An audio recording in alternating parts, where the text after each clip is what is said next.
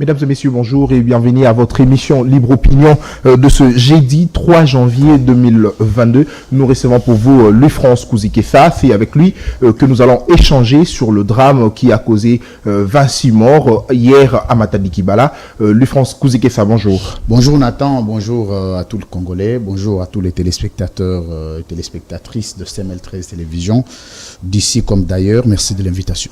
Merci beaucoup Louis-France Kouzikefa. 26 morts, c'est le bilan officiel que nous a donné les autorités du pays. 26 morts. Comment vous avez appris cette nouvelle?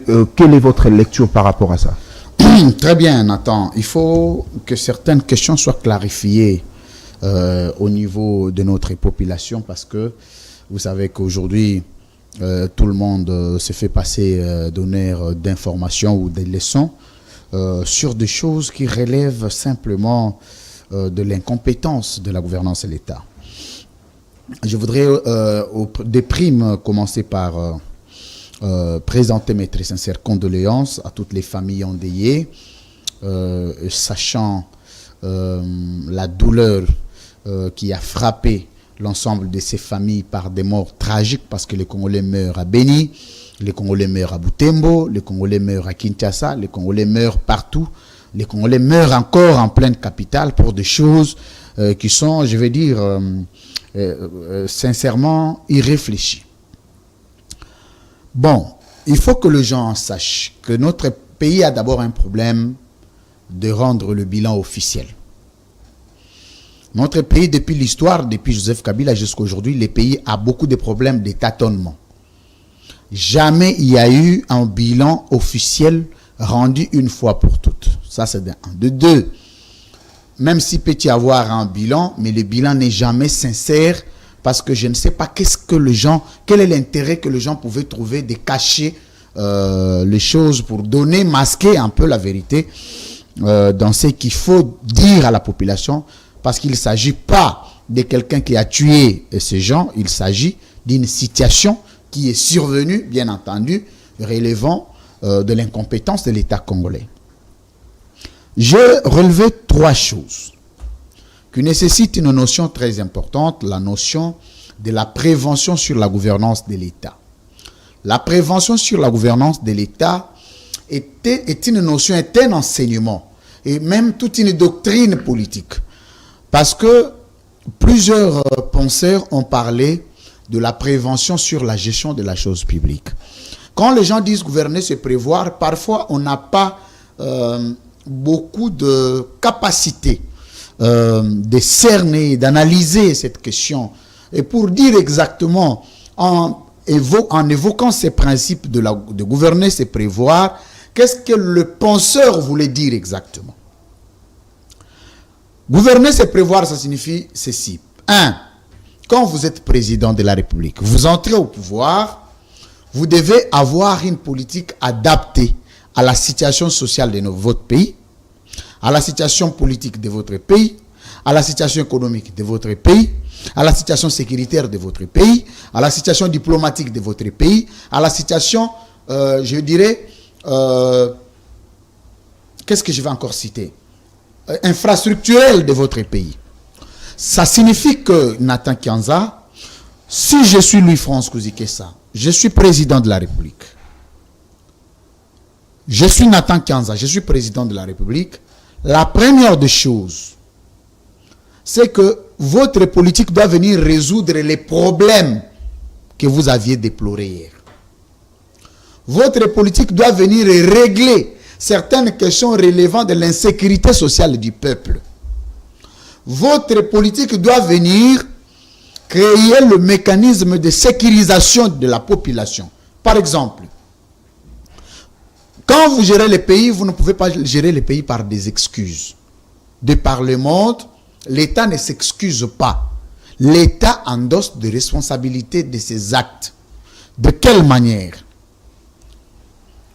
Lorsque vous parlez des catastrophes naturelles, il y a des experts, par exemple, celui de Niragongo, les experts avaient dit qu'il y a une situation qui pourra, dans les jours à venir, perturber la situation, les contrées, la région est de la République démocratique du Congo par des catastrophes naturelles. Et ils ont fait des propositions. Et c'est à cette époque-là que l'État devrait sensiblement s'en saisir pour poser les actes susceptibles à prévenir ces catastrophes. Même s'il peut y avoir des catastrophes, mais que ce soit des catastrophes à un coût ou à un degré léger, à un degré minimisable. Parce que les gens doivent faire la différence entre la gravité de la commission d'un fait naturel et la prévention qui vous amène à une réduction de la situation ou des dégâts causés par ces faits-là. Alors, parce que vous parlez de la prévention, mais le président de la République avait demandé à ce que l'on puisse délocaliser ce marché. Non. Et parlons aussi de la responsabilité à qui incombe. Je vais parler de la responsabilité. J'étais en train d'abord de définir qu'est-ce qu'on appelle gouverner, c'est prévoir. C'est-à-dire que dans chaque secteur de la vie de la nation, vous avez une politique rationnelle qui vient régler les problèmes, qui vient anticiper à des commissions de faits. Ça, c'est acquis. Mais quand vous parlez du président, parce qu'il s'agit de lui, posez la question au président de la République, à quiconque qui nous regarde à la télé, à ses communicateurs, à son directeur de cabinet, à ses ministres. Quelle est la politique du président dans le secteur de l'électricité? Sa politique, c'est quoi? Quand nous demandons la vision globale, la politique générale de la nation, de la gouvernance pour le président, ça paraît trop savant, ça paraît trop magique. Ça paraît trop demandé. Mais on va minimiser, on va y aller. On va rester ridicule un tout petit peu. Quelle est la politique du président dans le secteur de l'électricité? Ce n'est pas de délocaliser un marché, ça c'est une action. Mais l'action s'inscrit dans une politique. Les gens doivent avoir la culture de la différenciation entre la politique et l'action. L'action est inscrite dans la politique. La politique est définie en amont.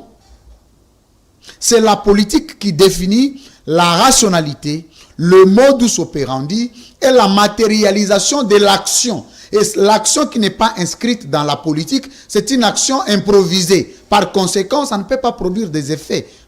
Pour preuve, le président demande des marchés. D'abord, le président ne peut pas être un demandeur. Le président, c'est un décideur. C'est ça la différence, monsieur. Il y a une nette différence entre un demandeur qui est le peuple, les demandeurs qui sont les mouvements citoyens, les demandeurs sont les gens qui n'ont pas les pouvoirs publics. Mais celui qui a les pouvoirs publics avec lui, c'est un décideur. Mais quand un décideur devient un demandeur, c'est que le pays a un problème. Le pays a un sérieux problème. Le problème de rôle. Les problèmes d'attribution, les problèmes de compétences, les problèmes de rigueur. Vous savez, aujourd'hui, si vous n'avez pas de rigueur, même dans les petites choses, il ne faut pas attendre que vous soyez rigoureux quand vous deviendrez président. C'est très difficile.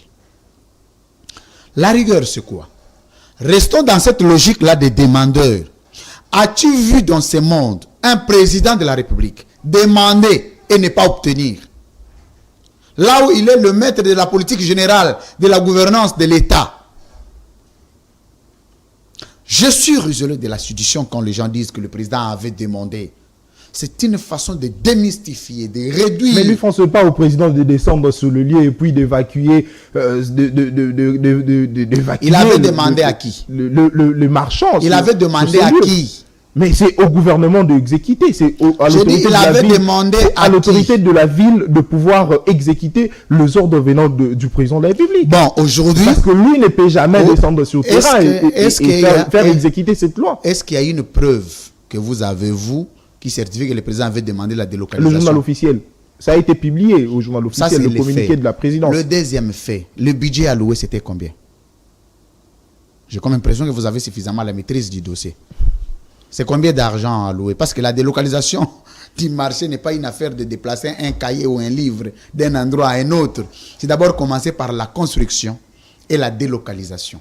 Ce sont des actions, des verbes qui suivent. Alors, Louis-France, est-ce que le problème Non, n'est pas aussi... attendez, Nathan. Il faut commencer par construire et délocaliser. Des adjectifs suivent. La construction et la délocalisation. Mais le président a parlé de la délocalisation sans parler de la construction. Et vous prenez ça pour sérieux. 2. La construction de ces marchés. On devrait avoir celui qui devrait construire, une entreprise qui devrait construire. Le coût, la durée des travaux. Il l'a dit quand? Le marché devrait terminer quand? Et il a donné combien? Ne vous embourbez pas dans le discours de la rue. De quand c'est tout le monde qui prétend donner des informations. Le président avait dit, on ne sait pas qu'en disant ça, nous quand nous analysons, nous disons que le premier responsable de ces faits-là, c'est le président de la République. Sans gêne. C'est ma culture de dire la vérité. Il faut que les gens acceptent. Vous savez que moi, je ne suis pas dans le jeu d'insultes. Je suis dans le jeu de la rationalité. Je suis dans le jeu du doxa. Je suis celui qui rétablit la vérité. Donc si le président avait demandé qu'on délocalise les marchés, que lui-même n'avait pas donné l'instruction sur la construction de notre marché, c'est qu'il est le premier responsable. Parce que l'action telle qu'initiée n'a pas suivi l'ensemble de procédures et de procédés politiques pour la matérialisation et la concrétisation de la délocalisation de ces marchés. C'est clair, il ne faut pas aller à Sorbonne et à Liège pour comprendre ça. Vous n'avez pas besoin de vivre avec Jésus-Christ.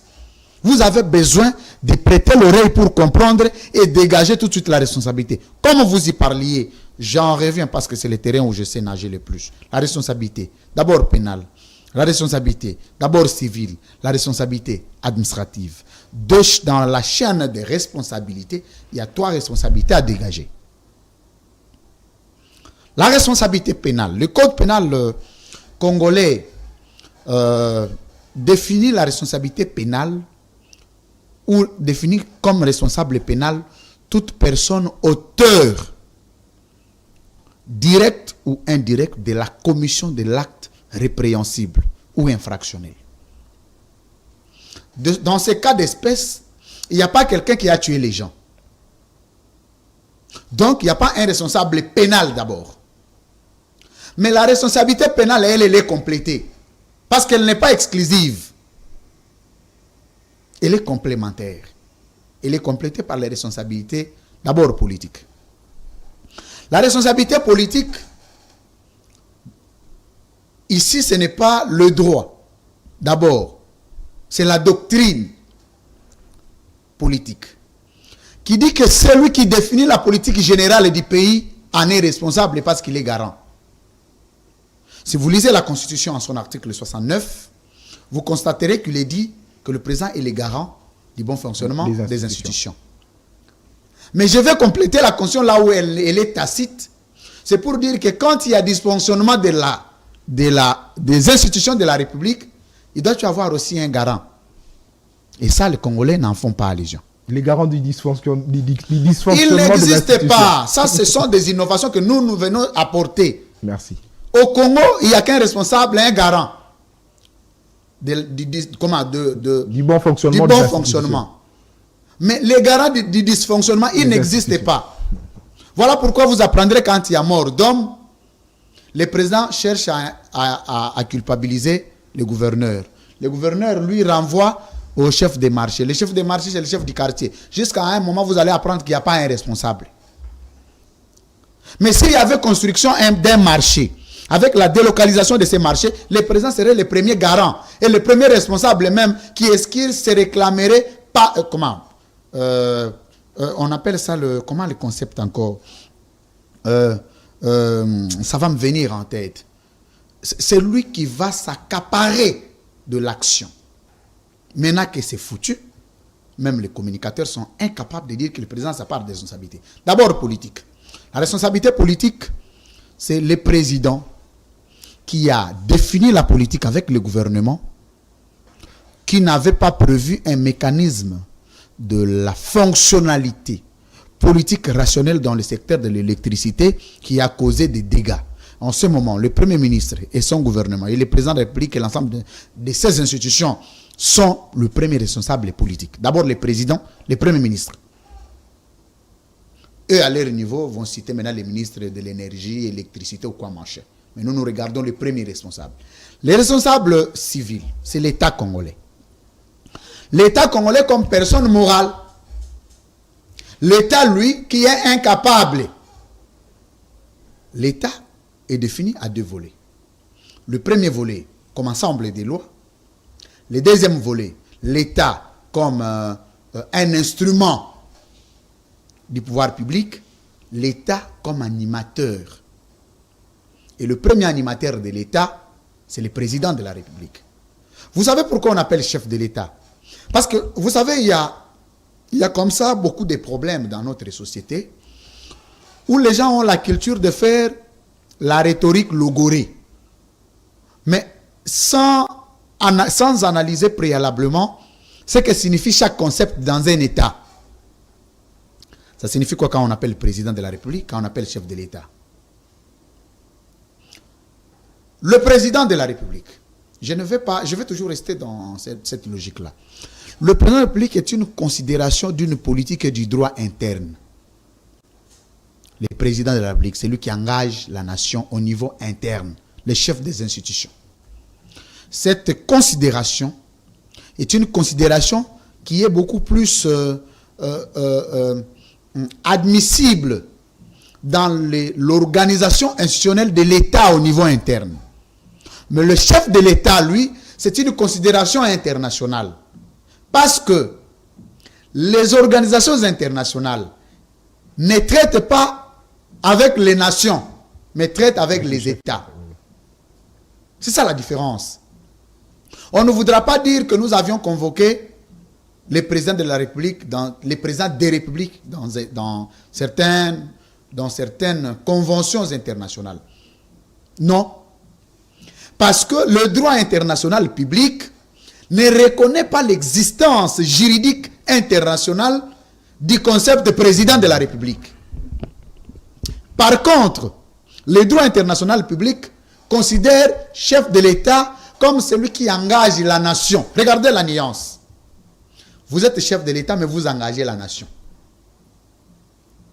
Et partout où le président est, il représente la nation. En bien comme en mal. Même quand vous apprenez que ceux qui ont voyagé avec les présidents sont en train de réclamer que les hôtels n'ont pas été payés. C'est l'État congolais qui est représenté là-bas. Parce qu'il n'y a qu'un seul chef de l'État qui s'appelle Félix Tshisekedi Tshilombo.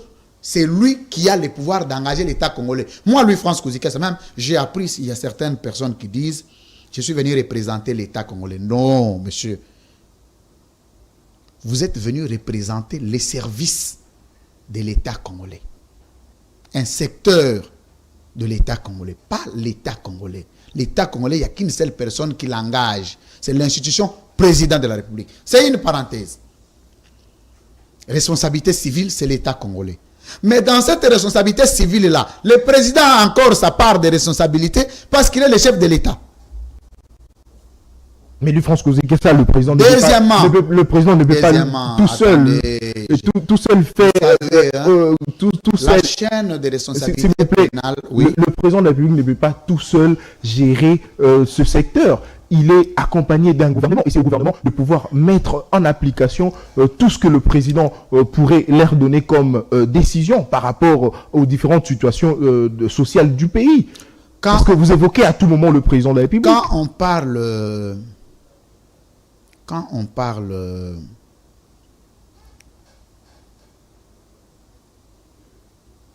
de la responsabilité pénale, on ne parle pas d'un individu. On parle d'un individu ou groupe d'individus impliqués dans la commission de l'acte. Et je suis en train d'élargir le champ pour dégager ces responsabilités sur base des principes, pas sur base des incantations, sur base d'une démonstration procédurale, sur base d'une démonstration scientifique. Chacun peut voir à son niveau quels sont les éléments complémentaires à apporter. Maintenant, la responsabilité administrative. il y a ce qu'on appelle autorité politico-administrative dans une ville, dans un territoire, au nom du pouvoir des entités territoriales décentralisées. La deuxième responsabilité du gouverneur de la ville. Parce que la gestion de ces marchés est dans ses attributions. C'est lui qui perçoit le taxe, les impôts, c'est lui qui gère les marchés. Donc quand il perçoit les taxes là, il est l'autorité administrative. Et quand les gens meurent aussi dans les marchés, il reste l'autorité administrative. Il ne peut pas quitter. Parce qu'ici au Congo, les gens choisissent quand est-ce que vous êtes autorité, quand vous ne l'êtes pas. Vous l'êtes quand ça marche. Vous ne l'êtes plus quand ça ne marche plus. Mais non, cet aventurisme doit s'arrêter. C'est comme ça que de temps en temps, on sera obligé de revenir, dire la vérité au peuple congolais. Mais le gouverneur, lui, n'est pas seul. Il a des administrateurs. Ces gens-là sont impliqués aussi, comme gestionnaires, chacun à un niveau résolu, à un niveau défini. Tous doivent répondre devant la loi. Plus grave encore, il faut indemniser les familles éprouvées. Déjà, je vais vous choquer que quand il y a eu une catastrophe de Nyiragongo, on avait chanté ici, le président, j'ai senti dans son discours, nous allons indemniser. Les gens ne savaient pas que le président, en disant que nous allons indemniser, il a déjà engagé sa responsabilité dans ces faits-là. Où en sommes-nous? C'est un pays de discours. C'est un pays de promesses. C'est un pays où on se plaît dans les parler. Et les gens se contentent de ce discours-là sans interroger les précédents. Vous savez, celui qui ne paye pas la dette, hein, même quand il vient vous demander de l'argent à remettre, vous vous souviendrez toujours de combien de fois vous lui avez donné l'argent et qu'il n'a pas payé. Ça vous servira d'exemple. Et la gestion de l'État repose sur la jurisprudence politique. Est-ce que les gens sont morts à Nyiragongo? Le président a indemnisé combien pour qu'il vienne indemniser ceux de Matadi Kibala? Est-ce que l'État congolais a le souci de son peuple? Là, c'était au niveau des responsabilités. Mais au niveau maintenant de l'acte qui a occasionné cette mort, il s'agit de quoi? Des câbles. Il s'agit des câbles. Câbles. Qu'est-ce qui ne vous dit pas que la plupart des gens qui vendaient là-bas aussi à Matadi Kibala, c'est des gens qu'on a délogés au marché Zando ici. Qu'est-ce qui ne vous dit pas? Parce qu'il y a un débordement dans tous les marchés. Est-ce que le président ne sait pas la situation de nos marchés ici? Et le président en demandant la délocalisation de ces marchés, est-ce que n'avait-il pas vu les câbles traverser les marchés dans des conditions inhumaines, déshonorantes? Non, mais est-ce que et très dangereuse. Non, mais est-ce que aussi la population ne peut pas, le vendeur de ce marché, le vendeur de ce marché ne peuvent pas se dire, voilà, nous sommes exposés à un danger, mais on ne peut pas trouver ailleurs ou trouver d'autres voies et moyens pour ne fût-ce que vendre ce qui... Quelles voies et moyens, par exemple? Il faut proposer. Non, mais écoutez, parce que déjà, moi-même, je ne peux pas me dire que je ne peux pas venir m'exposer. Quand vous dites, s'il vous plaît, attendez, quand vous dites, je ne pense pas que vous pouvez, aller vous exposer là où il y a un danger. Et je ne pense pas que vous allez accepter que... est-ce que toi, quand tu membre de votre famille puisse aussi vendre dans cet endroit, parce que surtout qu'il y a de pylônes, il y a de câbles qui sont passés là-dessus. Je ne pense pas que vous allez accepter que votre membre de famille puisse vendre là. Et aussi, la responsabilité aussi incombe aussi à la population elle-même. Je peux parler, je peux te répondre. Allez-y. Est-ce que toi, quand tu montes sur la moto, tu ne sais pas que la moto est dangereuse? Nathan. Je le sais. Mais pourquoi tu montes? Pour plusieurs raisons. Lesquelles, par exemple? Merci. Allez, répondez. Non, mais nous sommes en train d'échanger. Parce que tu nous as donné l'impression que ces marcheurs-là pouvaient quitter, chercher ailleurs pour éviter les dangers. Toi-même, là, quand tu montes sur une moto, tu ne sais pas que la moto est très dangereuse. Mais tu y montes tous les jours. Pourquoi? Pourquoi tu ne peux pas choisir d'autres? C'est à moi de me poser des questions. Bien que tout cela est lié au problème de l'embouteillage. Je sais que quand tu n'as pas de réponse... Le problème d'embouteillage aussi font partie des raisons qui font que... La question que tu allais poser, pendant que les gens quittent ces marchés-là, ils mangent comment? Ils boivent comment? Les enfants étudient comment? Les enfants se déplacent comment? On paye les loyers comment? Parce que toi, tu n'es pas encore parent. Certainement, quand tu deviendras parent, tu comprendras le poids que le parent ressente les matins avant de sortir de la maison. D'abord, le matin. Dans un pays comme le nôtre, tu dois laisser la famille, où toute la famille ne regarde que sur toi. Elle doit manger, elle doit boire. Les enfants doivent aller à l'école. Il y a des factures de l'électricité à payer. Mais, vous devez résoudre ces problèmes-là. Mais vous n'en avez pas. Quand tu reviendras à cette époque-là, c'est là où toi et moi, on discutera de quand est-ce qu'un parent doit décider de quitter pour éviter les dangers. Mais quand cela ne tienne, ces câbles-là, on pouvait l'orienter autrement. Plus grave encore, le marché là n'est pas électrifié. Le marché dont tu me parles là, le courant là, ne sert même pas les marchés. Qui a tué les gens? Qui a tué les marcheurs? N'électrifie pas le marché. C'est un courant qui sert d'autres personnes, d'autres bourgeois qui vivent de l'autre côté, traversant les marchés. Mais ce ne sont pas les bourgeois qui meurent, c'est les petits peuples qui meurent. Et dans le discours, vous vous emballez au nom du populisme parce qu'il faut voir que vous avez de la compassion pour les peuples. Vous allez en fil indien, comme si des gens qui allaient manger le corps du Christ, vous racontez votre vie, et puis c'est terminé. Et des gens comme ça, vous les prenez pour sérieux? Je ne pense pas. Parce que les sérieux, d'abord, devraient commencer par le traitement même de ces morts-là. Regardez dans quelles conditions on a traité les morts. D'abord, on les a tués par l'incompétence. Parce que ça fait aussi débat. Les gens ont réagi de partout. Les corps ont été évacués dans un bus des ancêtres, l'UFRANS. Comment vous analysez ce fait? Ça aussi. Donc, tu veux dire aussi que ça aussi, le président avait promis. C'est ça. Le président avait promis que les corps seront évacués dans les 207. Donc, en présence d'un premier ministre, d'un président de la République, d'un gouverneur, d'un ministre de l'Intérieur, on commence à envoyer les corps dans le bus de transport en commun jusqu'à la morgue.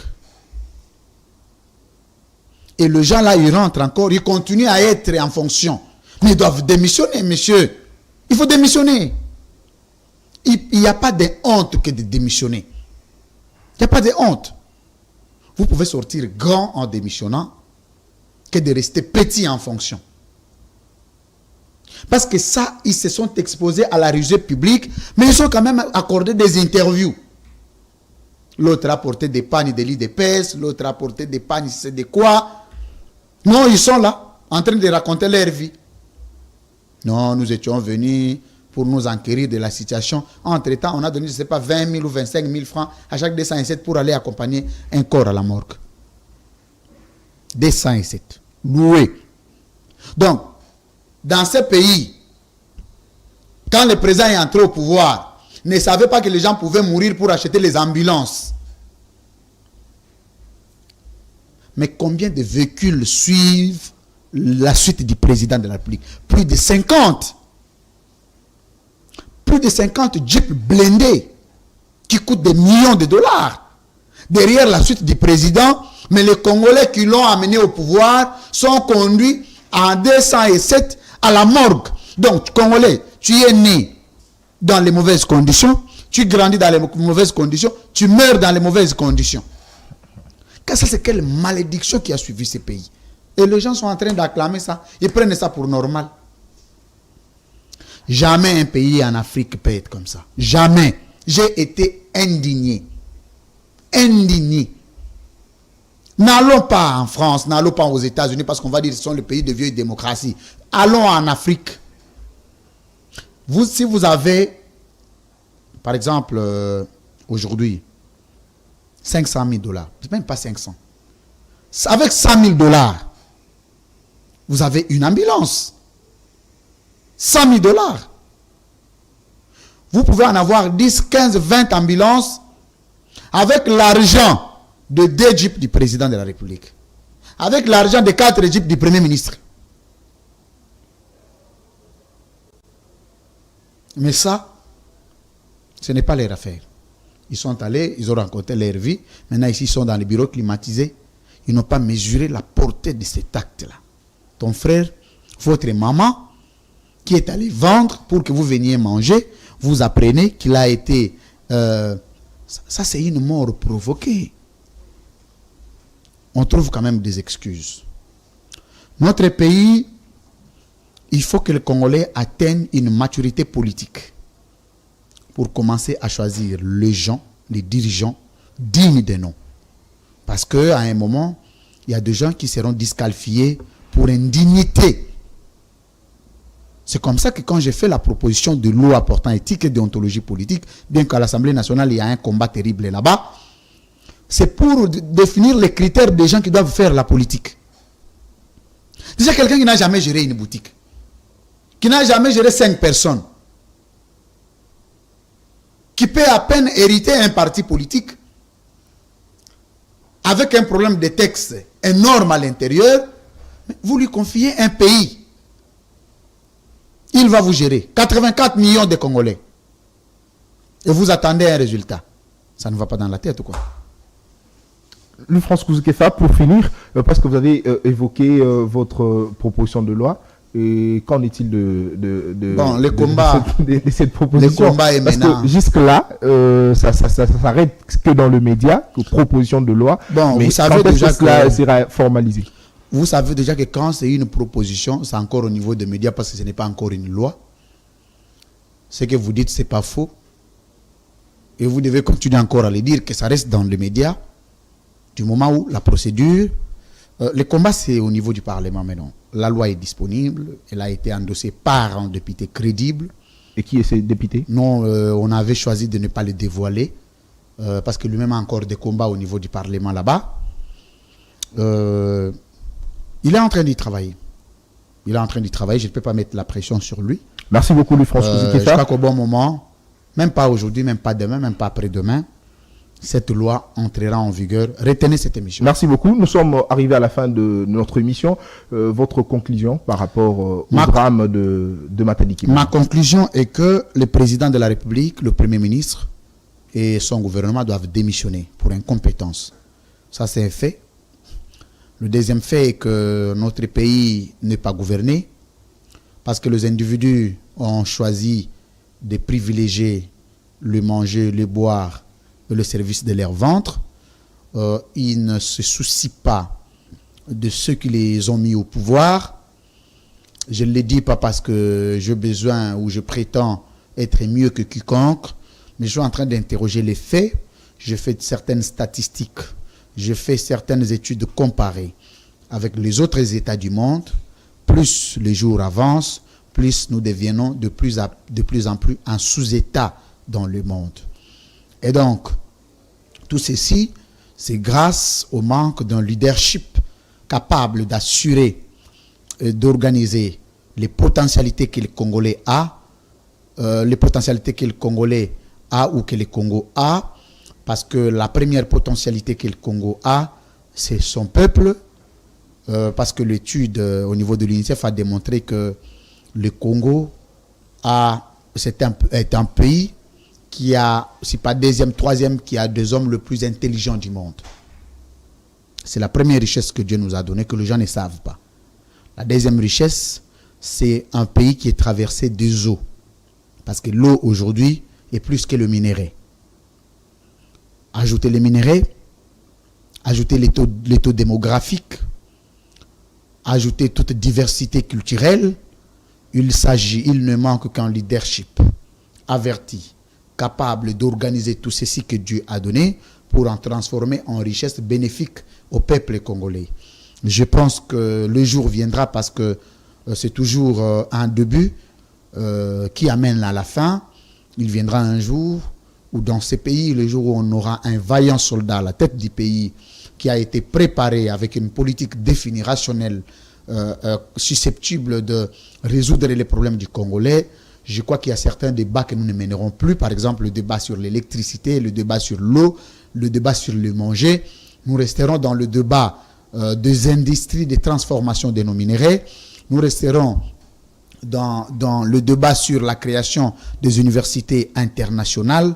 Nous resterons dans les réformes du système éducatif. Nous resterons dans la reconsidération de notre diplôme au niveau international. Nous resterons dans le débat de la gratuité de l'enseignement, de la gratuité des soins de santé. C'est le débat qui resteront. Le débat de manger et boire, l'électricité et l'eau seront les débats qui seront rejetés au calendrier grec parce que ce seront des droits acquis et délibérément résolus. Merci de tous ceux qui nous ont suivis et qui ont suivi cette émission. Je pense que tout ce que nous faisons, c'est pour le bien du Congo. Et ayant ces soucis de voir le Congo être considéré parmi les meilleurs États du monde, nous avons notre modeste contribution. Ceux qui veulent le prendre, le prennent. Ceux qui n'en veulent pas, autant, c'est un droit que nous considérons le plus légitime. Merci beaucoup, Louis-France Kouzé-Kefa. C'est paradoxe de constater qu'en République démocratique du Congo, la population dort dans l'obscurité, mais meurt électrocuté. Ce paradoxe. Mesdames et messieurs, cette émission est terminée. Merci à vous tous de l'avoir suivi. Rediffusion 15h, 20h. Au revoir.